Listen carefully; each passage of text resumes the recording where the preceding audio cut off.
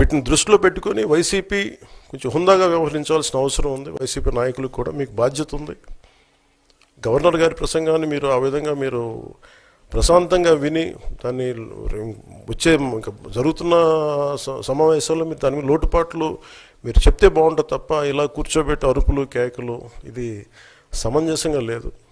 అంటే అర్ధాంతరంగా ప్రతిదానికి అసెంబ్లీలోకి రాగానే గొడవ పెట్టుకోవాలి, దేన్నైనా విభేదించాలనేది ఇది ఒక చాలా ఒక లో లెవెల్ ఆలోచన విధానం, లో లెవెల్ స్ట్రాటజీ. అది ప్లీజ్ మీరు అప్గ్రేడ్ అవ్వండి, మీరు అప్లిఫ్ట్ చేసుకొని మీరు కూర్చోబెట్టి డెమోక్రటిక్ ప్రాసెస్కి గౌరవం ఇవ్వండి. మనస్ఫూర్తిగా వైసీపీ నాయకులకి ఇది నా విన్నపం, నా విజ్ఞాపన. This what I would like to say. And నిజంగా కావాలి అంటే మీరు ఈ 5 సంవత్సరాల్లో మీరు ప్రతిపక్ష హోదా మీకు రాదు. అది మీరు మెంటల్గా ప్రిపేర్ అయిపోండి.